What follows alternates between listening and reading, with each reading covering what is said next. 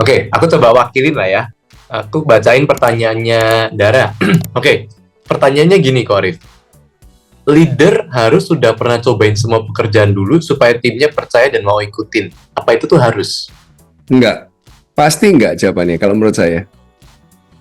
Saya kasih contoh, saya punya teman punya restoran ayam cabangnya udah berapa belas di satu kota besar di Surabaya. Dia nggak bisa masak loh, tapi jualannya ayam goreng.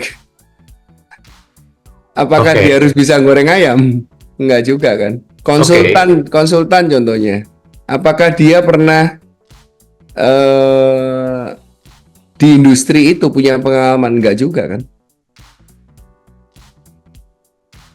Oke. Leader itu harus meyakinkan, inspiring ya. Itu part of the leader job. Inspiring itu bisa cara dengan memberikan janji gitu ya, atau pandangan ke depan sehingga kita bergerak dengan cost-nya gitu. Contohnya kalau pendeta atau ustadz itu ya berbuat baik nanti masuk surga, terinspire mereka ikut gitu ya. Ada leader yang tipenya kayak Hitler atau zaman Roman lah, Julius Caesar. Kamu begitu sampai di satu daerah, kapalnya dibakar. Jadi kamu itu di sana untuk win or you will die gitu. Ada yang seperti itu. Ya. Jadi ya tergantung. Oke. Ini dari Cilisya, jadi bos nggak perlu bisa semua, tapi kudu smart enough untuk tahu kalau dikira. Ya, ya, ya. Ya, ini kebetulan pertanyaannya Dara, ini bisa aku elaborate ke pertanyaannya Mbak Dwi ya. Sebentar, Mbak Dwi. Oke, aku coba bantu tanyain ya. Jadi ini masih ada kaitannya kok, Arif. Ini Mbak Dwi itu ada nanya, bawahan yang kurang percaya dengan kemampuan atasan. Nah, salah satunya kan tadi bisa jadi ya perspektifnya. Mungkin Elon Musk dia nggak tahu cara masang rem dan lain-lain. Tapi jadinya kan bisa jadi bawahannya kayak, ya ini gimana? Walaupun tadi Cilisya bilang ya asal atasan tahu gimana caranya bisa detect ini tuh yang benar yang mana gitu kan. Nah ini kan semua circle yang berhubungan nih. Kalau seperti itu menurut Arif gimana, Pak Arif? Kalau nama bawahan kan gampang ya, nggak cocok ganti aja kan selesai. You don't believe the cost of the company, ngapain lu kerja di sini? Nggak salah gitu. Atau di challenge saja. Gimana kalau kamu jadi bos? What you will do? Topinya tukar sama kita, terus kita yang challenge dia. Kita jadi anak buah yang men-challenge idenya dia. Saya punya sopir, ya kan? Kamu cuci dulu lah mobilnya gitu. Saya mau pergi. Enggak Pak, nanti aja gitu. Enggak percaya sama kita. Jadi ganti aja kan selesai. Oh, oke.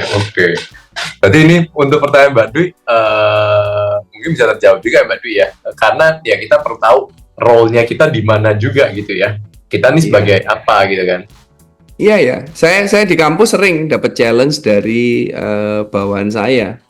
Saya bilang oke, sekarang kita tukar posisi deh. Kamu jadi dekan, what you will do? Nanti kan dia ngomong gini-gini, nanti saya challenge kalau kejadian gini bagaimana? Kejadian gini bagaimana? Dari exercise ini kita will come out with one solution yang kita agree bareng. Karena itu dari idenya mereka. Jadi ya akhirnya mereka jalan. Jadi mikir ini kok. Sebentar. Kalau mulai mikir nanti jadi ini nih, jadi nyambang. Ini aku mau tanya Pari. Halo Pari, mungkin mau coba elaborate, kayaknya ini pengalaman pribadi nih Pari. Halo Mas J, apa kabar Mas J? Baik, Mas Ari, thank you udah join. Ini sih Pak, mungkin lebih ke sharing ya Pak Arif ya, non sewu. Jadi kebetulan saya juga ada beberapa anak ya rekan kerja Pak, lebih enak disebut rekan kerja lah. Jadi kadang-kadang kalau saya itu karena kita ini berakatnya bareng sama-sama Pak.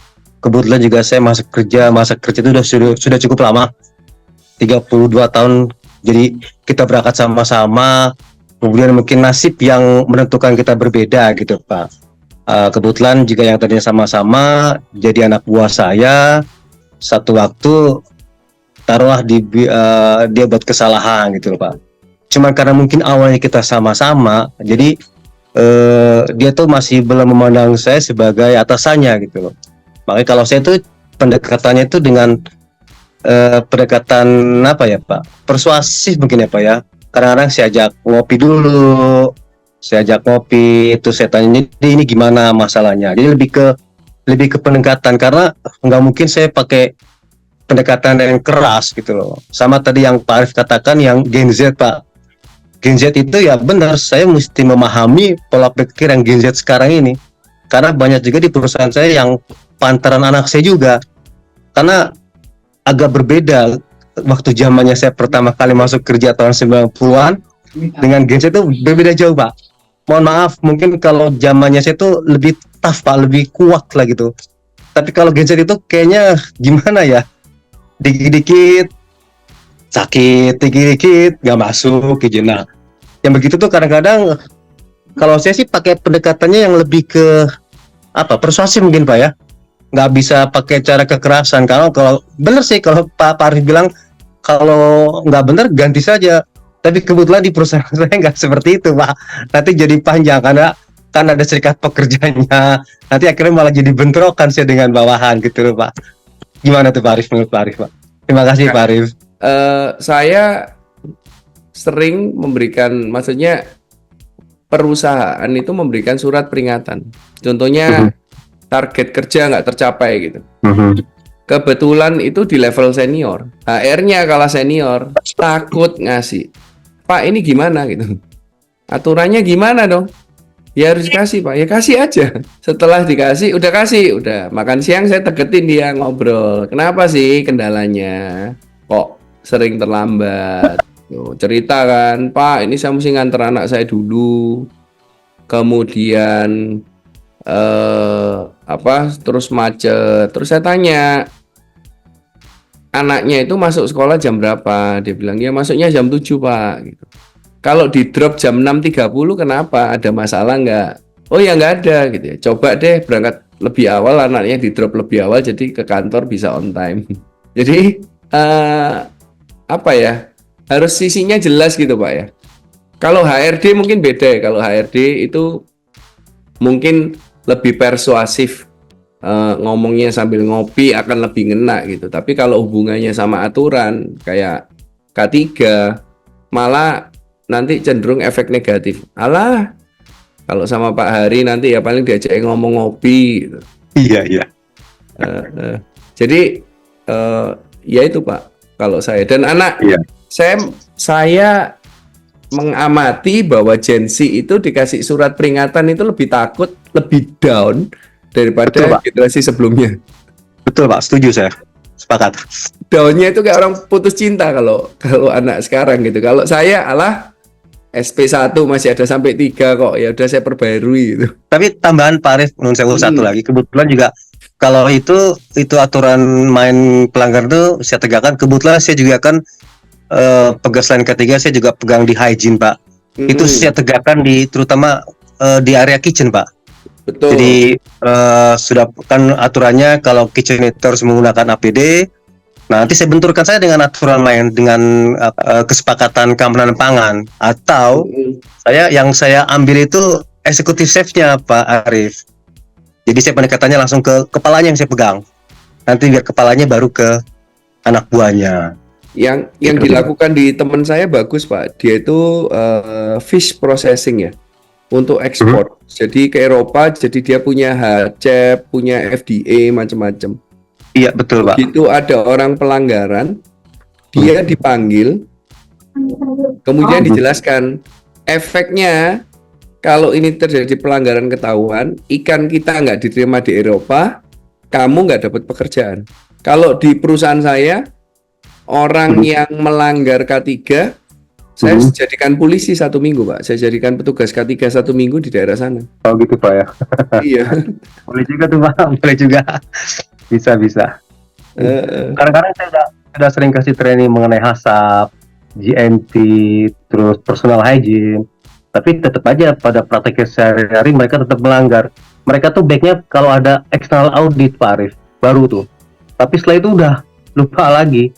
Jadi kadang-kadang saya melalui poster Pak, saya taruh di kitchen tuh Pak. Coba Saya ingatkan. dijadiin tim Pak 1 minggu Pak. Suruh jadi yang mengawasi. Mau nggak mau dia kan harus ngasih contoh. Tim itu kita sudah ada sih Pak, tim HASAP sudah terbentuk. Jadi perwakilan dari setiap departemen. Tapi ya gimana ya, terkadang juga susah sih Pak ya. Tapi boleh juga saya nanti ide Pak Arif coba saya praktekkan nanti.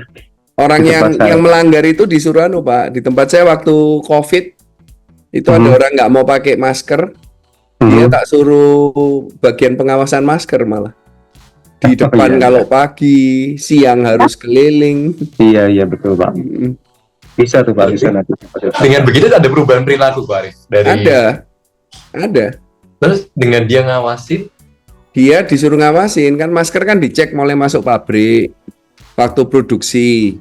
Ya dia tak tugasi ngawasin untuk memastikan semua pakai masker. Kalau ada orang nggak pakai masker, saya kasih SP, yang ngawasin juga saya kasih SP.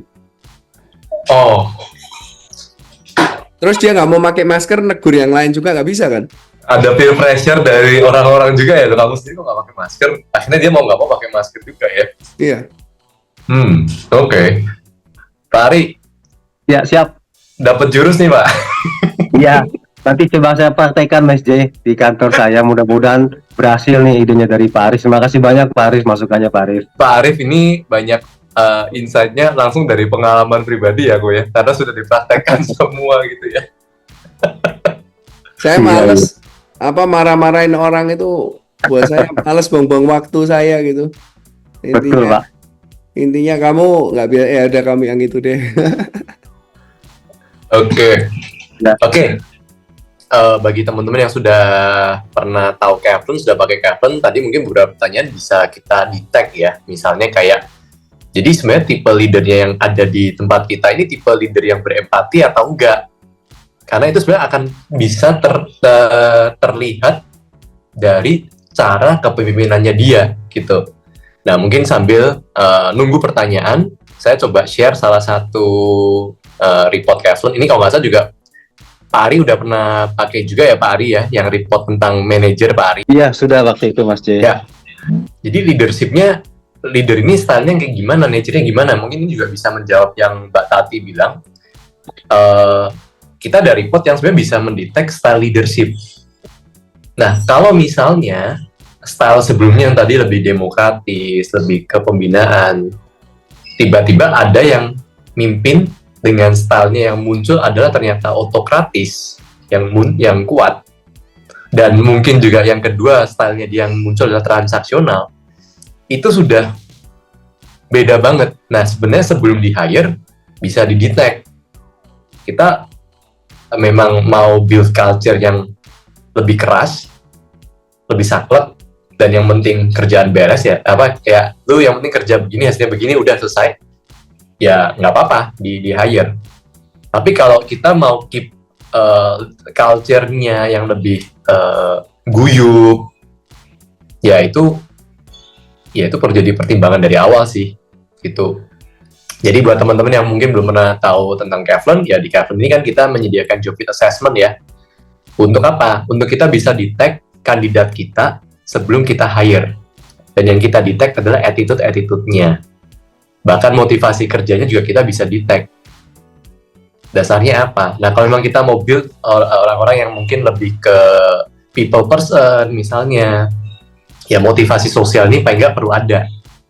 Karena kalau motivasi yang bersangkutan ini bukan motivasi sosial, ya memang nature-nya bukan untuk ada dorongan sosial yang membuat dia bekerja lebih.